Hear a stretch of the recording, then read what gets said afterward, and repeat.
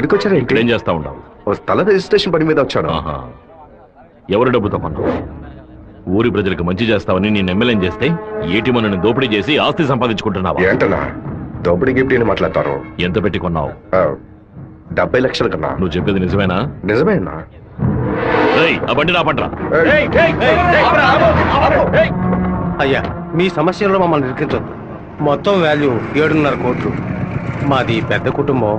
ఈ డబ్బు అందితేనే మా ప్రాబ్లమ్స్ అన్ని సాల్వ్ అవుతాయి. మీ డబ్బుకు వచ్చినటువంటి ఆపద ఏమీ లేదు. కాకపోతే ఈ సమస్య పూర్తయినంత వరకు మీరెవరు ఇక్కడి నుంచి కదలకూడదు. దీనికి ఎక్కడి నుంచి వచ్చాయి నీకు 7,30,00,000 రూపాయలు? కలపగొట్టు నుంచి వచ్చిందా, ఎరువు కొట్టు నుంచి వచ్చిందా? లేదన్నా, భార్య నగలమ్మేను. వ్యవసాయంలో కొంచెం డబ్బు వచ్చింది. ఓహో, నీ పెళ్ళం 40 కిలోల బంగారం తీసుకొచ్చిందా? ఏంటన్నా కొంచెం మర్యాద ఇస్తే ఓవర్గా మాట్లాడుతున్నావు. అనంతపురానికి నేను ఎమ్మెల్యేనా, మీరే ఎమ్మెల్యేవా? అన్నిటికీ సంజాయిషులు చెప్పాలా? అందరూ ఇంటి నుంచి డబ్బు తీసుకొచ్చే పార్టీ పడుతున్నారా?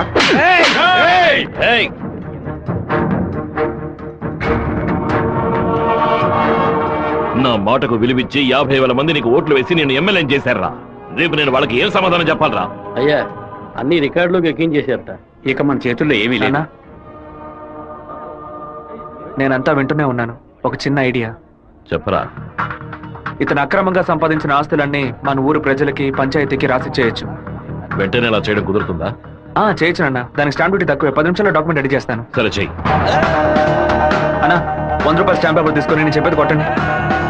అనంతపురం జిల్లా పులివెందుల గ్రామం వెంకయ్య వీధికి చెందిన సుంకర సుందరమూర్తి గారి పెద్ద అబ్బాయి రాజశేఖరం అనబడే నేను మనస్ఫూర్తిగా రాసిచ్చినది ఏమనగా, తిరుపతి పక్కనున్న సర్వే నంబర్ 141, 142, 143ల కిందకు వచ్చి 120 ఎకరాల భూమిని అనంతపురం జిల్లా వాసులకి హృదయపూర్వకంగా రెడీ నాన్న. లోపలికి వెళ్ళి సంతకం పెట్టు, లేదా గవర్నమెంట్ జీబ్ లో పోయి చువ్వలు లెక్క పెట్టాలి. వెళ్ళు.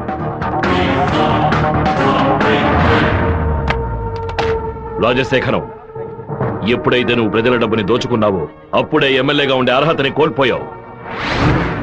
ఇంకో 15 రోజుల్లో నువ్వు నీ పదవికి రాజీనామా చెయ్యాలి. అనంతపురంలో బై ఎలక్షన్స్ రావాలి. ఇలా చూడు, నువ్వు రాజీనామా చేసినా బై ఎలక్షన్స్ వస్తాయి, నువ్వు చచ్చిపోయినా వస్తాయి. వెళ్ళు.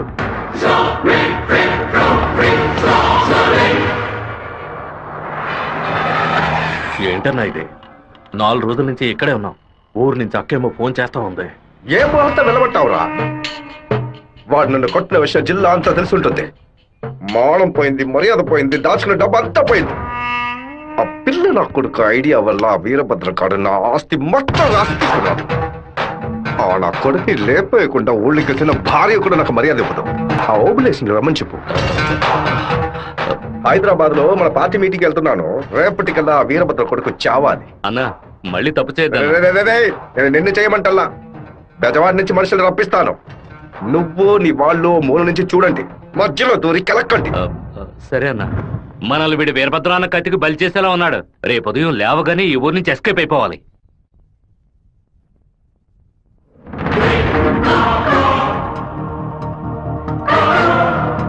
అన్నా, ఆ ఓప్లెస్ గాడు తిరుపతి రిజిస్ట్రేషన్ ఆఫీస్కి వచ్చాడు. నన్ను చూడగానే తప్పుకున్నాడు. వాడికి మా అబ్బాయికి ఏదో గొడవ అయ్యింది. రాజశేఖరం రిజిస్ట్రేషన్ కి వాడెందుకు రావాలి? ఏదో తేడాగా ఉంది. అయ్యా చెప్పండి అయ్యా. మన శివకి ఆ పీటర్ గాడికి ఏంటి గొడవ? అయ్యా అది దాచి పెట్టకుండా నిజమేంటో చెప్పు. కలిసి ఏంటన్నా సడన్ గా ఈ ట్రిప్ ఏంది? రే డోంగ్రే, కొడుకు ఏదైతే అప్పకి ఎక్కడో మండుద్రా. అందుకే మనం అసలు ఈ ఊళ్ళో లేవు. చూసావా, అతను లైన్ లోకి వచ్చేసాడు. అన్నా చెప్పన్నా. ఓబ్లెస్ ఎక్కడున్నావు? వైజాగ్ లో ఉన్నా అన్న. ఏదైనా పరిపడిందన్నా? నేను ఇప్పుడు ఫోన్ కట్ చేస్తాను. నువ్వు అక్కడ ఉన్న ల్యాండ్ లైన్ నుంచి నాకు ఫోన్ చెయ్యి. ఎందుకన్నా? నువ్వు వైజాగ్ లోనే ఉన్నావా లేదా అని తెలియద్దు. ఇప్పుడే అన్న రేణు కూడా దాటి పెడుతున్నాను. ఎందుకు అబద్ధం చెప్పావు? దొరికిపోయావు. నాకు దీనికి ఏ సంబంధం లేదన్నా. ఆ రాజశేఖరమే బెదవాడి నుంచి బందర్ నుంచి మనుషులు రప్పించి బాబు నిజాలని చూస్తున్నాడు. ఏమన్నావురా? ఈ విషయం మీకు తెలీదా? నా కొడుకు ఒంటి మీద చిన్న గీత పడినా సరే తిరుపతిలో ఉన్న రౌడీలందరినీ ముక్కలు ముక్కలుగా నరికి పారేస్తానా? రారా తిరుపతికి.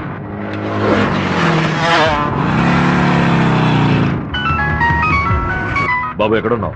రిజిస్టర్ ఆఫీస్ వరకు వెళ్తున్నాను నాన్న. పక్కన ఏదైనా పోలీస్ స్టేషన్ ఉందా? తిలక్ నగర్ పోలీస్ స్టేషన్ ఉంది నాన్న. నువ్వు వెంటనే వెళ్ళి ఫోన్ చేసి ఆ ఇన్స్పెక్టర్కి. దేనికి నాన్న?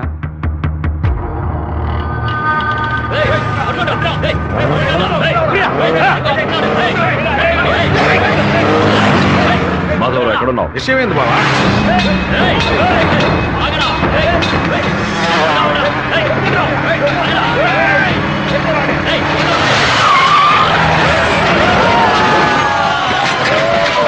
స్టేషన్ అడిగితే శివ ఎక్కడికి రాలేదని చెప్పారు బావా. మన వాళ్ళకి ఫోన్ చేసి తిలక్ నగర్ మొత్తం వెతకమని చెప్పు.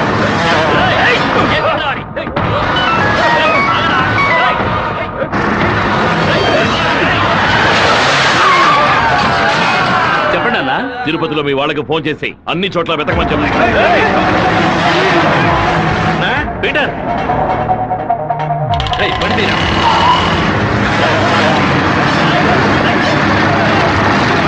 తిరుపతిలో ఏ ఒక్క చోట వదలకుండా మన వాళ్ళతో వెతికించు.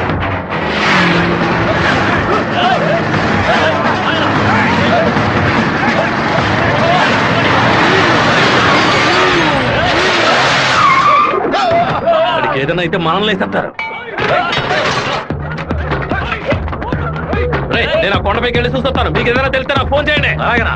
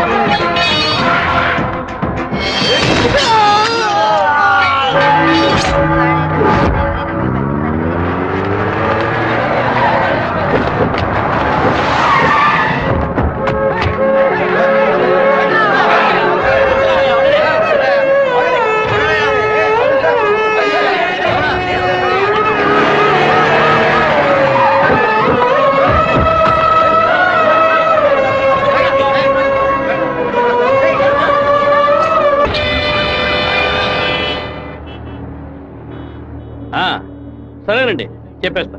తమ్ముడు, మన అబ్బాయి నరికేసే కదా వచ్చాడు, ఓటం పాలయ్యి రాలేదు కదా. ఏ గొడవలకైతే పోకూడదు అని నా బిడ్డ దూరంగా ఒదిగి ఒదిగి ఉన్నాడు. వాడే కత్తి పట్టుకునేలా చేశారు. ఇలా చూడు ఓబులేసు, రోడ్లో వచ్చేపోయేవాళ్ళందరూ సెల్ తో ఫోటోలు తీశారు. ఈవినింగ్ పేపర్ లో న్యూస్ వచ్చేస్తుంది. ఖచ్చితంగా రిమాండ్ చేసే తీరాలి. కేసు రాసేటప్పుడు పర్సనల్ మోటివ్ వేయలేదు, ఆత్మరక్షణ కోసమే నరికాడని రాయి. మెయిన్ మ్యాటర్ లో నరికినోడే స్వయంగా సరెండర్ అయ్యాడు అని అండర్లైన్ చేసి మరీ రాయి. అప్పుడేనయ్యా బాబుని బెయిల్ మీద విడిపించగలం. ఎంతో చెప్పి చూశానన్నా, 15 రోజులు రిమాండ్ లో ఉంచి తీరాలని ఇన్స్పెక్టర్ అంటున్నాడన్నా. నా మనుషులు 4 లోపల సబ్ జైల్లో ఉన్నారన్నా. బాబుని జాగ్రత్తగా చూసుకుంటారు. అన్నీ నాకు తెలియకుండా దాచిపెట్టేశాను. రాజకీయ నాయకులను నమ్ముకునే మేము పొట్ట కడుపుకుంటున్నాం. నన్ను ఏం చేయమంటావన్నా? క్షమించన్నా. వెళ్ళు వెళ్ళు. రాజశేఖర్ ఇప్పుడు ఎక్కడ ఉన్నాడు? పార్టీ మీటింగ్ అని హైదరాబాద్ వెళ్ళాడు. చిన్నగా హైదరాబాద్కి పోనిపో. వాడు శాస్త్రసభ నుంచి బయటకు వచ్చేటప్పుడు అక్కడే వాడిని నరికి పారేస్తా. నాన్న, మీరేం టెన్షన్ అవ్వకండి. మీరు కంగారు పడితే వాళ్ళు వేసిన ప్లాన్లో సగం గెలిచినట్టే. మీరు ఊరికి బయలుదేరండి. తర్వాత ఏం చేయాలో మెల్లగా ఆలోచించుకోవచ్చు. అయ్యా, టైం అయింది, కోర్టుకు తీసుకెళ్ళాలి.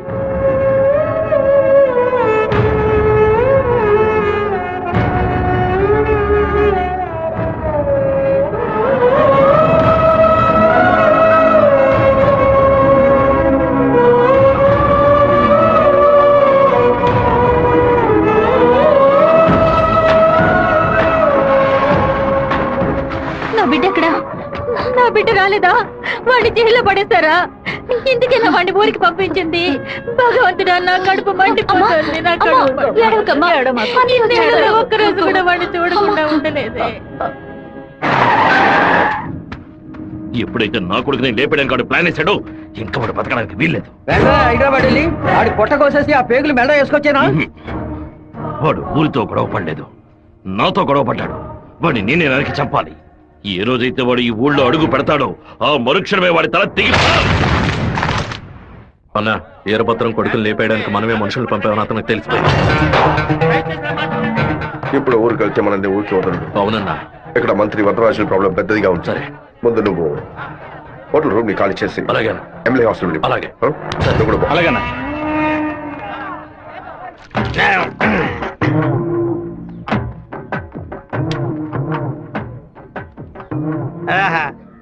తాగి ఉన్నామే, తాగి బండి డ్రైవ్ చేసుకుంటూ పోతే పోలీసు వాళ్ళు లోపల పెడతారు, నెట్టుకుంటూ పోతాం.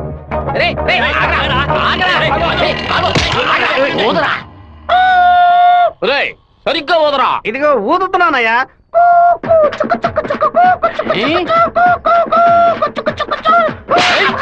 ఎగతాళా మందు కొట్టవలేదో తెలుసుకోవడానికి ఊదమంటే కొట్టానయ్యా. వీధి వీధికి పైసా ఓపెన్ చేసి పెట్టి రెండ్రా తాగండి అంటూ మా దగ్గర ఉన్న డబ్బులన్నీ నాకి పారేస్తున్నారు. సైకిల్ మీద బైక్ మీద వచ్చిన వాళ్ళు అక్కడ ఎట్టేస్తారా? దాని మీదే కదా ఇంటికి వెళ్ళేది.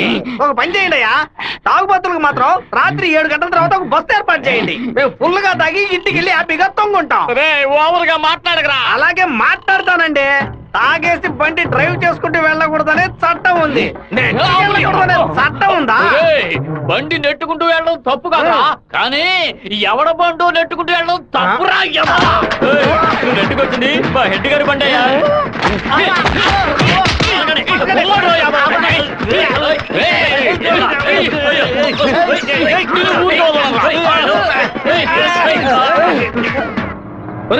బాబు వచ్చేసాడు.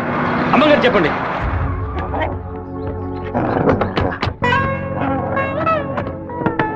తూర్పు వైపు తిరిగి కూర్చోండి బాబు. బాబు కూర్చో.